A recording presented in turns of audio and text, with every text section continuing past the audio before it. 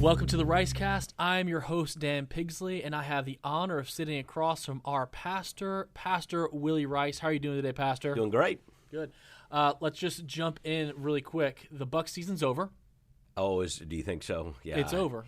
The Monday night game didn't go well, did it? It didn't. You lose your top two receivers. Yeah, that was painful. So Chris Godwin, I don't know if he's completed a season in a healthy manner. Just you hate to see it. So I don't know, but the Gators won. The Gators won, so Florida fans are feeling good. Miami fans feeling really good. They're having a big year. Right. The FSU fans not feeling very good. I feel great about it. No, so I love. We have a lot of good Seminole people in our church, and they're having a rough year. Yeah. But and Florida also has been up and down. But at least right now we're on a good. It was good to beat Kentucky after losing a couple years. But we expected to be down, and then you beat Kentucky. You're like, oh, that's right. Actually better. That's all true. Right. My expectations are very low, Right. and so now you're feeling a little better. Of course, we're gonna have a really hard November here, but FSU people are having a hard time with it because they win every game last year in the regular season, and now boy they're having a hard season. It's so rough. Do you follow baseball at all? A little bit. I know the Dodgers and the Yanks are in the World Series. I stopped watching that. It's like watching the Evil Empire. Yeah, it's like those are two of the. Of course, those are two of the biggest brands. Maybe the two biggest brands of baseball. Oh, for sure. And so the ratings will probably be off the charts. Yep. You've got both coasts represented, L.A., New York, but. And I think they start here either in the night or tomorrow night. Yeah, like well, the thing with the Dodgers right now, too, is Shohei Ohtani. I mean, the amount of people watching in Japan is it's insane if you look at the stats. Yeah, the TV people are probably happy. Everybody else is mad, but Yankees and the Dodgers, big World Series. Well, the big stuff for us is the Trop, too. Where are the Rays going for the next couple for years? everybody around the building, the roof got blown off the doggone thing, and so I don't know what they're going to do. They're still talking about it, and maybe they can play out here at Calvary's field. I don't know. That's a great idea right there. I'll buy season tickets for that anytime. I kind of think they ought to maybe move around some of these minor league parks here and kind of rotate. They can play in Tampa and Clearwater and, maybe the one in St. Pete. I don't know, but they haven't called to ask my opinion yet. Me and my dad were talking about it the other day. So the Rays own Al Lang Field, which is where the Rowdies play in St. Pete. So that would be a great – I don't know. Yep. I just don't want them to leave this area because I feel like they're never coming back. Yeah, if they go to Orlando or something, Right, and Port Charlotte makes sense as they do spring training there. Yeah. But maybe they could just do a couple series here and there, but stay around the Bay Area. Right. But for Calvary, huge weekend for Calvary. We had a lot of things going on last weekend. You want to talk us through a little bit of that? Oh yeah, just in the church, just so much happening, and. I guess, we talked a lot last week about the relief efforts, and those have just continued. Our people are doing fantastic, and I think you can stay up to date with some of that on our website and social media channels. And we've changed what we needed, so please stay up to date. Like for a while, people were bringing clothes, and I kind of think they're saying no more clothes. Right, like we just got. Thank you, but we just got a lot of clothes. If you walk through our lobby right now here at Clearwater's, clothes everywhere. We have so many volunteers here. Just every day awesome. there have been volunteers sorting, but now it's a little more narrow of a list. As kind of the relief enters now a more protracted period of not the immediate need, but the next level of need. Right. How do we help these people that have lost a lot? And a lot of great things are continuing to happen. And then, of course, we had our Bill Anderson Sunday, which was particularly at the Clearwater campus where he pastored our church for 27 years. We honored him, had different speakers in the morning, and then in the evening we had a memorial celebration of life honoring the life legacy of Dr. Bill Anderson. It was a really special time. It really was. And so for me, I had met Pastor Bill one time in an elevator. Okay. So I remember that. It was a really cool experience because I had just come on staff at Calvary, and he was here for an X-150 interview night. I think we did it in January. Yeah. Okay. And so I came in and ended up riding the elevator up with him and Miss Gay, and it was just cool to meet him because I knew he's historic around here. Yep. And I'll say that service was amazing. I did a home visit with a couple that have been part of Calvary for about 30 years this past weekend. They were at the service, and they were just blown away. They just were so thankful for the work and just the ministry of Pastor Bill and just how well we honored him. And you did a fantastic job. I have your eulogy sitting in front of me right here, and I would love just to unpack a few of the phrases that you use and just kind of give our people just a gaze into who Pastor Bill was, if that's all right. Yeah, so. Absolutely. I think before we move on from this, and tie a bow on it, again, podcast allows us to do some things we don't have time on Sunday. Right. So I appreciate the idea of just taking this podcast and let's talk about, kind of Pastor Anderson, his influence, his legacy upon our church. Yeah. So you said on Sunday night, and I'm just going to read this. You said, he was a giant of a man. His physical 6'4" frame towered over most people, but he was always bigger than that to me. When he walked into a room, the room just got bigger. With rugged Western good looks and Texas charm, I always thought he could have starred in a John Wayne movie. Shoot, I think he could have whipped John Wayne. But if he had played in a Western, he would have worn a white hat. He was one of the good guys, maybe the best of them. He's just a hero of yours. Yeah, he is. I was a boy when our family came here, right in the end of seventh grade, or the end of eighth grade, beginning of ninth grade before. So right in that formative time. And I'd had a wonderful, Charlie Martin was my pastor before that growing up, and he had such an impact on me. And Pastor Charlie and I still talk a lot and still think so highly of him. So I love pastors. Pastors were already heroes. And when our family came here, it was a big church. It was, you're coming in. And Bill Anderson's the guy up front, on TV, standing at the front. And you're just kind of, wow, you're just overwhelmed by his persona. But then the privilege of getting to know him and have personal interactions with him. He was just somebody that in my formative years became a hero. I always said when people asked me about a call to ministry, and I described it as an oughtness. This is what I ought to do, even that I felt as a teenager. But the two pastors I had were both men who were highly influential in my life, and they were heroes. And I've often said, got some boys, they lionized the NFL quarterbacks. It was Roger Staubach in those days, or Terry Bradshaw, or whoever. I know I'm dating myself, but there it is. But for me, it was my pastors, and Pastor Bill was a giant. It's fun hearing you read that paragraph. He really was this stature of a man. He really looked like he could have walked out of Central Casting and starred in a Western kind of. You kind of knew he was from Texas, whether he ever told you to. He just looked like a Texan ought to look, and he just had these Hollywood looks, this masculine persona. He was big and strong. He'd been an athlete, worked in the oil fields. He just had that going for him. And yet to meet him was to meet someone who was kind and gentle in the very best sense of the word, strength under control. He personified that.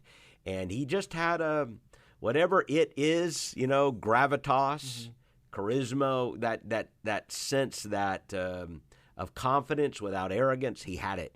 He had it. And that was the line. I didn't know a better way to say it. The room always seemed to get bigger when he walked in. It's just, they're just people that, it just, they make everything larger around them. And that's the way I always felt Pastor Anderson was. It's great. It's so random because I had breakfast with a Seminole member this morning, and we got on the subject of Pastor Anderson. He's younger than me. He's mid-20s, and we were talking. He grew up in North Carolina, and he said every Sunday night his dad would take him on a drive, and they would turn on Christian radio, and he would listen to Pastor Bill Anderson in North Carolina. And then he ends up, he's a teacher here now at Calvary. He said it was just such a weird connection. So not only was he so influential here, but he had such a stretch of ministry. I think you shared Sunday night, he pastored 5 churches. Yeah, his 5 churches and 40-plus years of ministry. But by and large, the 2 he was known for that were the largest churches and where he spent the most of his ministry were First Baptist Church Euless, which began to grow rapidly under his ministry.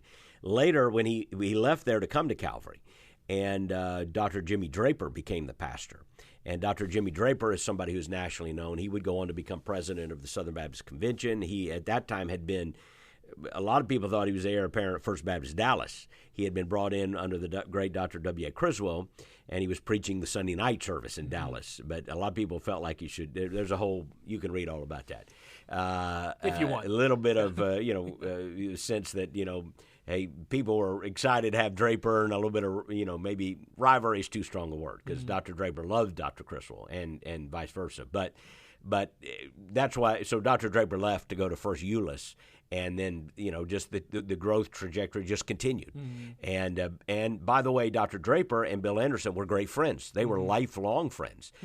Jimmy Draper preached a eulogy at his funeral in Texas, and one of the first lines he had was, there aren't many friends that you can say you had for 70 years, but Bill Anderson was my friend for 70 years. So they were closest of friends. But then he came to Calvary, and he would spend more time at Calvary than, of course, any church in his ministry, 27 and a half years here. And then when he retired here, he didn't move right back to Texas, but he went back to Texas about a year or so later. He and Addie moved back to Texas, which was their home, and they went back to Euless and joined the First Baptist Church of Euless and would be members there until their death. So he actually, when he went back there, though, he was the interim pastor at Euless. There was a period between pastors. And so he actually went back after a time as the interim pastor and spent, I don't know, a year or so as the interim pastor at Euless, where he had pastored years before. So those two churches are the ones that he probably is going to be best known for. So when he came here to Calvary, what was he walking into? I mean, do you kind of know what he was walking into as he came into the pastor? There had been a situation. Of course, I wasn't here then. And the stories are the church was still, again, had a proud reputation and a proud history. It was downtown, legally the First Baptist Church of Clearwater, Florida. Very few people know that's still the legal corporate name of our church. But it is. We're the First Baptist Church of Clearwater, Inc. But we do business as Calvary. And have since for over 100 years, actually.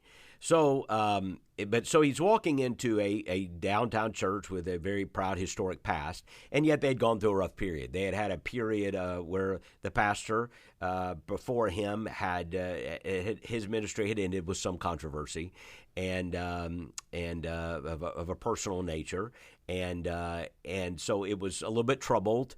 And it was a challenging situation. We'll say that. And I've heard Pastor Anderson say that many times. It was a challenging situation in terms of the way the church was set up and some of the political dynamics.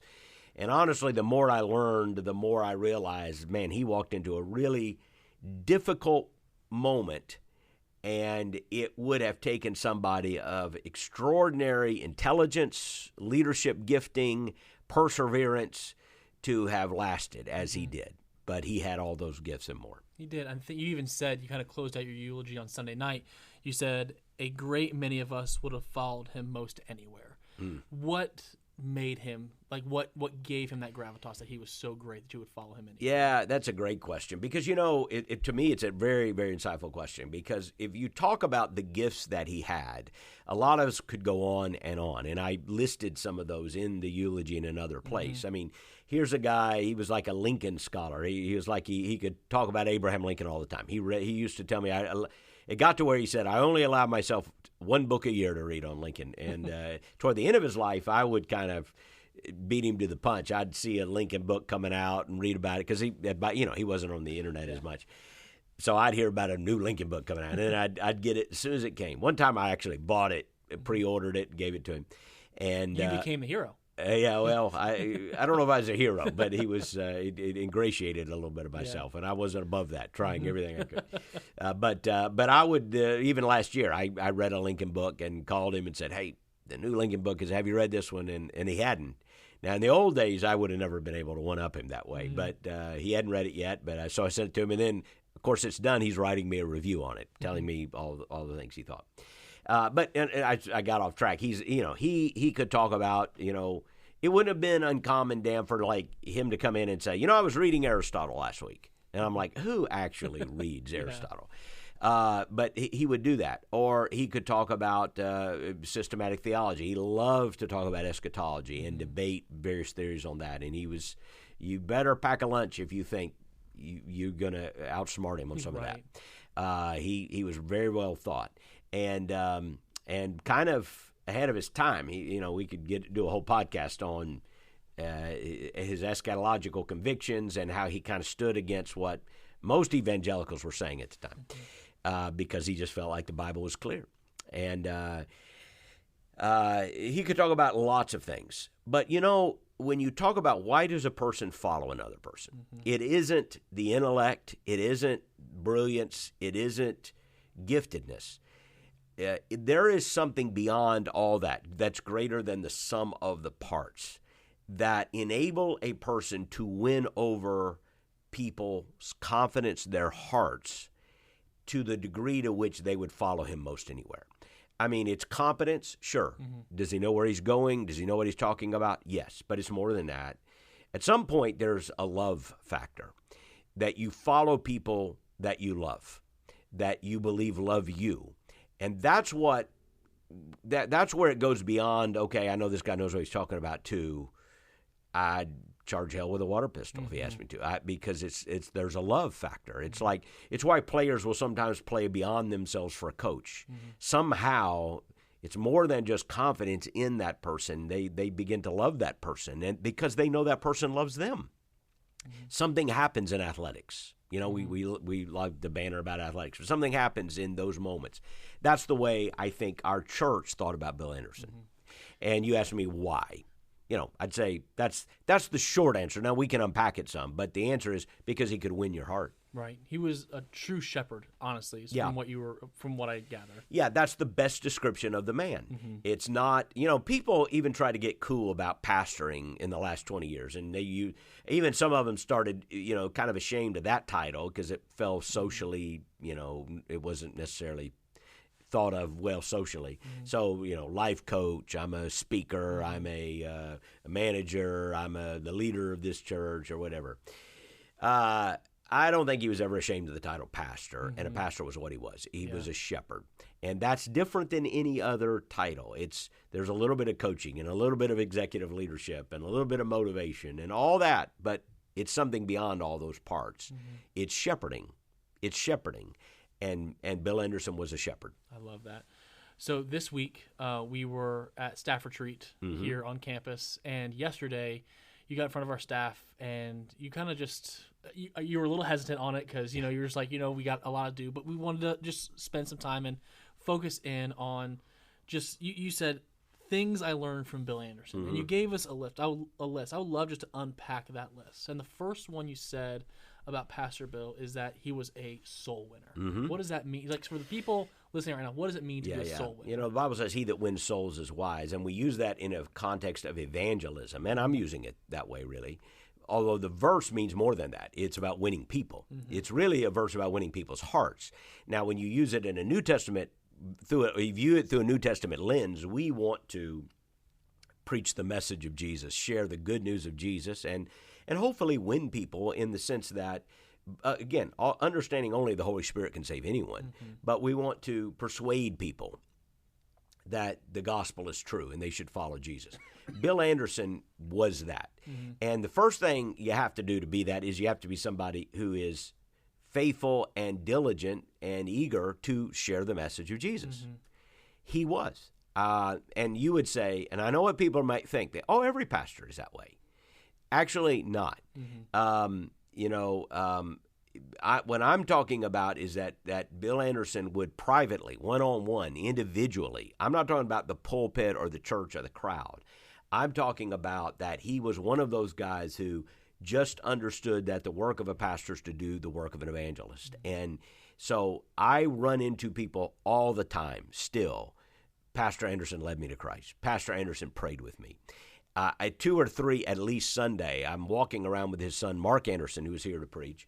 And just in walking through the crowd, I must have heard it 3 or 4 times, somebody saying to Mark with me there, hey, your dad led me to the Lord. Your dad. In fact, my security guy, the guy who was on the security detail with us, we always have a guy just walks along, mainly to keep us out of trouble, I think. But the guy, Harold was the guy doing that Sunday, and Mark, we were walking along, and Harold, we get in the elevator. Honestly, I didn't know how long Harold had even been at Calvary. I didn't know that he knew who Bill Anderson was. And we get on the elevator, and Harold goes to Mark, your dad led me to Christ. I have deacons who would say that today. He was faithful to tell people about Jesus. He was never ashamed to do it. And I don't remember, now he may have had one particular style or tool. A lot of people have one tool they use. I don't ever remember even that as much as I just remember at any moment, anywhere, it never fazed him to turn to somebody and ask them, do you know who Jesus is? Have you ever received Christ? Do you he could start almost anywhere. Yeah. Do you believe in God? Whatever. But he would just quickly, and whether they received it or not, it was like that wasn't, and I hope this comes out right, that wasn't the point. I mean, obviously it is the point. Sure. We want them. He was going to be faithful. It didn't matter. They might like it or not like it. He was going to be faithful. And I think that's one of the secrets of people who are really effective at soul winning or evangelism is it's not really dependent on the person's response because you can't really control that. But what you can control is whether or not you're going to say something. And Bill was never shy to say something about Jesus. And that's such a good word because that cripples so many of us as believers. So many of us. Even pastors. You sit there even at a restaurant and you're like, I should probably engage in this conversation. You're like, they're not going to listen to me anyway. He's like, that's not the problem. And you immediately think about the person's response. Right, yeah. And we're a little bit fearful, intimidated. And let's be honest, sometimes it's a little weird. Yeah. It's a little weird to have a spiritual conversation. And you're thinking, they're going to think I'm weird. I mean, But Bill, a pastor, would talk to waitresses. He would, again, never infringe upon their time. And he never did it. I've seen people, quite honestly, with the best of intentions. Sometimes I go, you need to see that you're bothering that person right now. They don't have the time, and you're trying to talk too long. And right. No. With Bill, he was intuitive about people, and he was okay regardless of what their reaction was. But he was going to be unashamed to talk to you about Jesus. And I think, and again, going through your list that you shared with the staff yesterday, I think a lot of that comes from what you shared secondly about Pastor Bill and what you learned from is the word was his priority. Like it wasn't, how people received him. It was all about the word. Unpack that a little bit for me. Yeah, I think it just, he knew, I got to spend a little time with him as a teenager because he quickly knew I had responded to a call to ministry at Calvary, and I don't remember the first conversation I ever had with him or how he remembered my name. He was very gifted at that. But pretty soon, it was clear, hey, the pastor knows who I am. And then, was willing to take some time occasionally. I remember one time I even set up a meeting. My mother came along, and I asked him if I could come and ask him some questions about a book in the Bible I was studying. And again, he gave me that time. I would have been, 15, 16. And I walked in, and he took the time, and I asked a few questions, and he would go. But early on in the time I got to spend with him, I one of the lessons I learned was to be a student of the Word. He loved the Bible. He believed the Bible was true. When our convention had great debates about the nature of the authority of the Bible, there's no question where he would come down, and he did. He might have been a little hesitant to just jump into political battles, though he eventually did when it was needed. And he wasn't slow about it. He was slow to anger. I would say that. He was always slow. He was not one who wanted a controversy. But when one came that you couldn't avoid, he never shirked the duty either. But his convictions about the Bible were crystal clear. And it taught me early on that if you're going to be a pastor, you got to be a person who understands, is committed to, and teaches the Bible. Yeah. Well, he was also a man of prayer. And you shared just a hilarious story at his service on Sunday about just his commitment to prayer and didn't really care who saw him or when they saw him either. I don't think he did it to appear to anybody. But what became part of Bill Anderson's prayer life was this talk about the bush, which what was funny about it was after he left, and then I would have it for years, we would have him back at least once a year. Once a year, it wasn't necessarily the same Sunday. It just depended on the rhythm of the year. But we would have him back to preach, and I would make much of him and his ministry. It was special days for me. Now, in the last 5-6 years, we weren't able to do that anymore as health, and he didn't travel as much and so forth. I think we did an interview about the one you're talking about. Yeah. That was kind of the last public appearance here at Calvary. But he would come back, and when he would come back, now he'd been gone, maybe 15 years from pastoring. Well, he would just act like he had been there last week, and everyone knew him, and everyone knew the idioms and the idiosyncrasies, and And he would just walk up and say things like, yeah, I was praying under the bush. Well, I know as a pastor, and that now he's been gone 50, and most of the people sitting in the room were not actually under him. So like, and as the years would go by, more and more, that percentage would change to where it's probably now 70 or 80% or higher of our people never actually knew him as their pastor.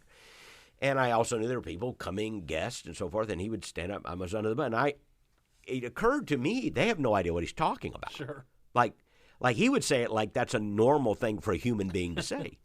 And it's a very abnormal thing. And I was under the bush, and God told me this. God spoke to me in this way. And he would use that language, which, as I've shared many times, I tend to say it a little different. I tend to talk. I knew what he meant, but I tend to say things like the Lord led or the Holy Spirit was guiding me or I sensed it, and we can do a whole podcast on that. But he had no such hesitancy. And but what it indicated was a real thing. He prayed. And he would go out under this hedge and sit in a chair and pray. That's where he would do business with God. Now, I have a place I pray, and you probably have a place you pray, and you need to kind of develop a routine. But I shared this Sunday night. A little funniest story is I think he relayed this to me.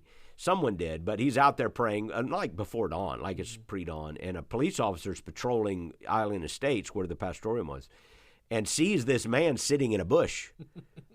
Pretty good eyes from the officer. Sees this man sitting, which is not normal behavior for a human man to be sitting in the backyard in a hedge. 6'4" human man. 6'4", yeah. And the police officer rightly stopped to investigate. And I've heard Pastor tell that story, but honestly, I would have given anything to have heard that conversation from the police officer's vantage point. Right. It just makes me chuckle to even think about it. But no, he prayed quite a bit.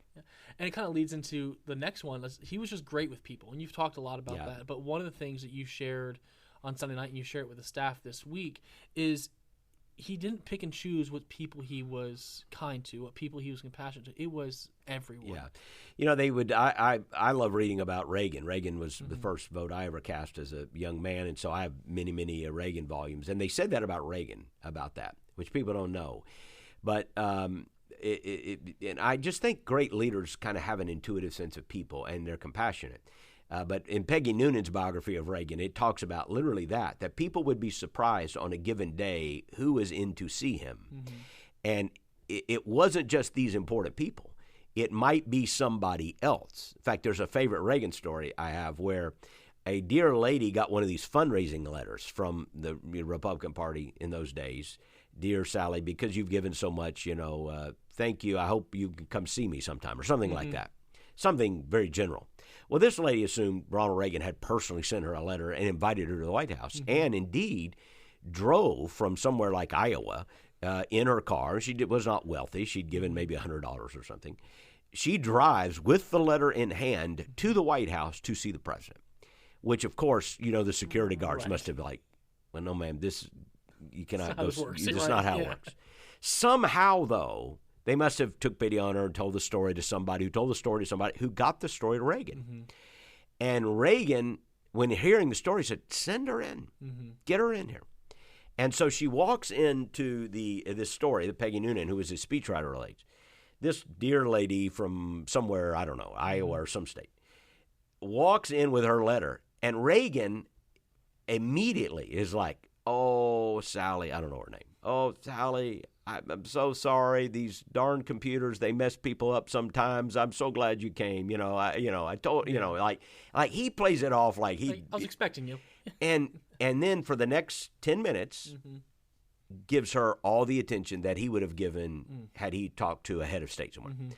Bill Anderson was that way. Yeah. Like when you pastor there, we have, people that are needy, that are quirky, some that, people come to church that other people might find awkward. But the church is the one place in the city that they can be loved and accepted. Yeah. He never looked at people and saw a dollar sign. He never looked at people and said, well, that's one that's important and that one's not.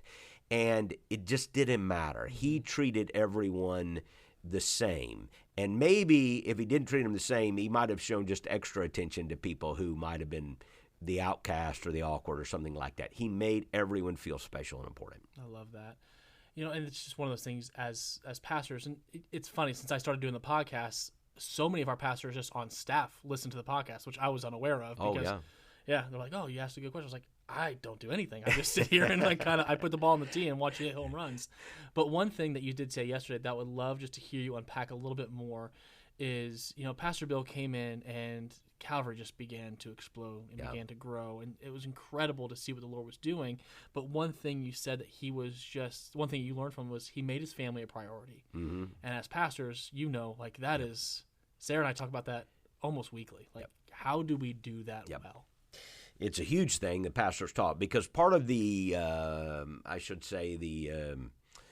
impression that people have had, it's almost a joke, the pastor's kid or the pastor's daughter is, usually going to be a hellion somewhere.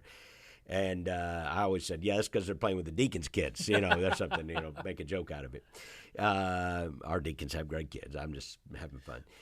But as a pastor, I can tell you, Dan, that I've run out of times how many times I've talked to an older pastor who would say, my greatest regret was sacrificing my family. Mm-hmm. And I said, here's why it happens. And it's insane. Anybody can do this, but it's really tempting for pastors, because you can justify every single thing that takes you away from your family.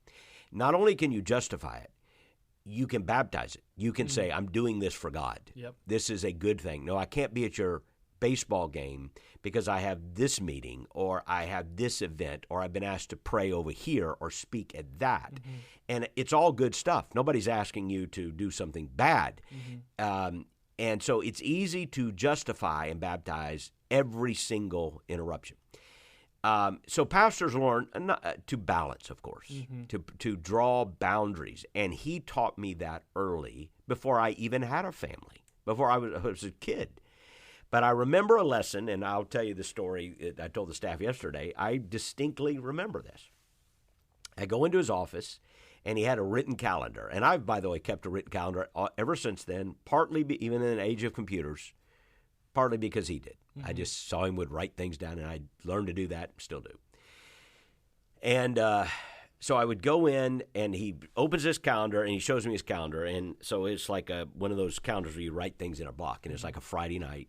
And it said FBC Tampa on there. I remember seeing it in his handwriting, FBC Tampa. And he said, you know what that stands for? I had no idea what it stood for. He said, now, if somebody looks at that, maybe, I don't know who'd be looking at his calendar, but he said if a secretary looks at it or staff member looks at it, they're going to think that stands for First Baptist Church Tampa or Florida Baptist Children's Home or something like that, something spiritual.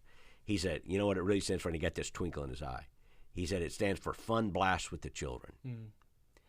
And then he got serious, and he said, I put that on there to remind me I'm not doing anything else that night.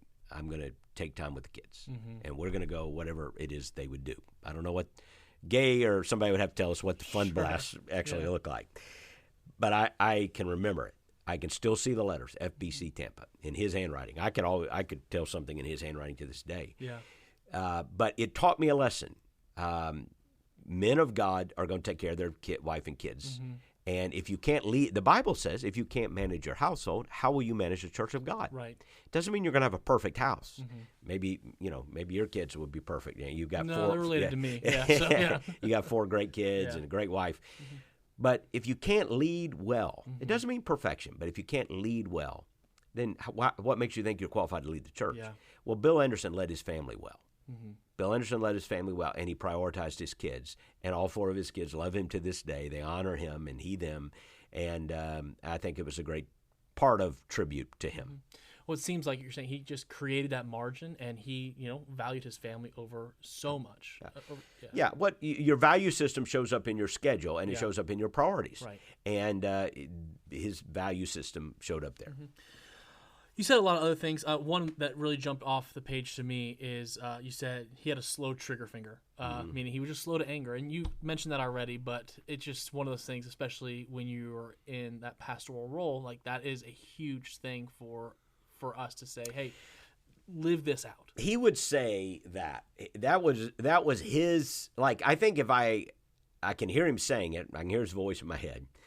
But I think if you had asked him, what's your weakness as a leader? I think that would have been his first answer. Well, I've got a slow trip. And what he would do, and I've had the same thing. When you have 40 years, you think back on decisions, And some of the things you regret the most are things you delayed on acting. I would say some of the decisions I wish I could do over were things that I knew what needed to be done, but I just knew it would be hurtful or painful to somebody, or it wouldn't be understood, or they would question me. And so you wait hoping you can manage a different solution that's less painful. And I think he would say the same. Here's what I learned about that, though. Okay, it's a weakness, and there are times we go, yeah, I wish I'd done quicker. But I don't know. If you got to pick a weakness, it's a good one to have. Yeah. Because what it also showed me was he was patient. If to a fault, that's not a bad fault to have. You're going to try to find a way to win for everybody. You want to find a way not to hurt anybody if you can. You want to find a way to bring as many people along with you as you can. And at times as a young leader, and I would tell him this if he were sitting there, I think, and even staff like Ray who spoke, I think Ray and I have talked about this. The frustrations, if there were any, at working with him or around him might be that you wanted him to push harder sometimes. And there were times when you knew he could have won, and he didn't push as hard as you thought he should push. And you're younger, We were like, just tell them this is the way it's going to be. Yeah, well, what are they going to do? They're not going to outvote you. But it wasn't about that for Pastor. It wasn't about whether or not you're going to win a vote or not. It was about how many people can I bring along? And if you said, hey, he was willing to sacrifice short-term gains for bigger long-term gains. Yeah. And, there's probably a few he'd look back now and go, I wish I'd pushed harder there. I know there is for me. But the strength of that was I never saw him lose control. Ray told a story Sunday night about him maybe losing it, getting angry at one point, showing this anger. But I think Ray would agree with this, by the way. Maybe not, but you can ask him sometime. But I think Ray would agree with this. Even when you saw the moment where the passion came out, and I saw it a time or two, it was not a loss of self-control. You never thought, oh, man, he just lost it. Like, he's out of control. No, you never thought that. It was this kind of intentional, righteous boom. Like everyone, it's like when you're writing, you can use an exclamation point. You just don't want to use too many of them. And that's the way it was with Pastor. He was slow to anger. He was patient with his staff, with people he loved, and with the church. To some degree, I think that's a good hallmark of a shepherd. Yeah. And he certainly was a gracious and patient man. And he endured some things, and he waited on some things. He knew the church needed to relocate long before it did. Long before it did. He knew it. Early on, he knew it. And instead of pushing the church, he took time because I think he knew it would divide the church. And he just didn't want to do that. So I would tell you, I don't know that I've ever discussed this with anybody. I would think he knew the church needed to relocate as far back as the 80s. Wow. I could tell you a story where I know he was thinking about it because he could see it coming. But you might say he waited 15 years so that when it did happen, there was no split. There was no division.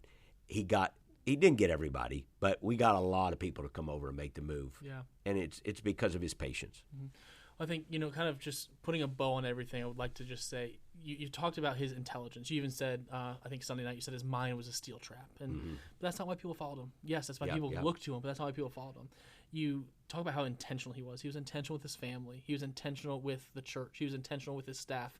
But I think what really drove people, just from what I'm hearing from other people, is he was involved. Yep. He just loved his people, and that was one of the cool things I've heard just over the past few weeks. And you said it yesterday, he walked the crowd. That's where you saw it. Shepherds go to the sheep. The opposite end of the spectrum, and I've heard about this, is pastors who hang out in the green room and they emerge as celebrities and VIP seating, and they're in the service, and then they're whisked out of the service, especially these major mammoth churches, stories about that. And, and no wonder they're then seen as celebrities. They're treated like celebrities. Sure. Bill Anderson never acted like that. He would have been embarrassed to act like that. You could have no more kept him tied up in a green room than you could have kept a bull tied up in there. You just no. He wasn't going in. No, he's not going to some green room. Like when he's done, he's going to the people like a bullet. He's going to the people, and walking through the crowd. Again, shaking hands, touching people, speaking to people. And I learned that. I just watched it. I just thought that's what every pastor did. It was only later that I learned they don't all do that. He ran to the people, and I think great leaders know that. You've got to win their hearts, and he won people's hearts. Incredible man to learn about. I'm thankful I got to shake his hand one time, but I'm also thankful I get to sit here and hear more and more about him, and that's really been the past couple weeks here, just getting to hear more about this incredible man of God that just came to Calvary, and just the Lord just blessed us through him. Anything else you would want to share? Well, his legacy continues, not just that, but I mean, I look on our staff, the people who were under him, whether it's Ron Cooney or Dave Rice, and Tom Bryce was around some of that, and probably Tom Cooney, some others that knew him, and then others, very close, like one step between them, but they got to know him. But anyone that knows me knows how formational he was in my life. So to whatever degree I have been effective, or to whatever degree I have been able to be a blessing, and I hope I have to Calvary in these 20 years of pastoring. I don't know of any human being that I would say influenced me more than Bill Anderson. And so whatever I am today, I owe a lot to him. And, there's a line from an old Dan Fogelberg song, which is probably before your time, that you don't even know who Dan Fogelberg is, but he was writing it to his father, and he said, "My life has been a poor attempt to imitate the man. I'm just a living legacy to the leader of the band." And when I hear that line, sometimes I think about Bill Anderson. I would say my life's a poor attempt to imitate the man, but he taught us what it was to be a man of God, and I'm very, very grateful to him. That's awesome. Well, almost like he embodied, when Paul says, "Follow me as I follow Christ," and that's what he would want you to do. That's what you want. Yeah, I got to say. So. Well, Pastor, I appreciate your time today. It's been great to talk about this. Lot of things coming up this weekend on the Life of Calvary. So we have Fall Festival this Saturday night. Yep. So if you are in the Pinellas County area, man, put a costume on your kids. Put a T-shirt on them. It's going to be 97 degrees, But it's at all of our campuses, our Eastlake, Clearwater, and Seminole locations at 5 o'clock on Saturday night at those campuses. Eastlake, Seminole, Clearwater, 5, you said? 5, yep. I got the paperwork in front of me. 5 to 7. So food, bounce houses, and, of course, all the candy a kid could want. I'm not going to lie to you, Pastor. I send my 4 kids to that so I can have candy to pass out. There you go. Halloween. So, that's how we do it at my house. But again, guys, thanks for listening today. This is one of those podcasts where you can sit back and just listen and just be grateful that there are men in this world that continue to follow the Lord, and we should emulate that, and we should celebrate them as well. And that's what I pray we've done over these past 2 weeks. And Pastor, I'm thankful that you were able to articulate that as well as you had. So, but we'll be back next week. Absolutely. Appreciate you guys. Praying for you. Love you all. And hope to see you this weekend at any of our Calvary locations. Have a great, great week.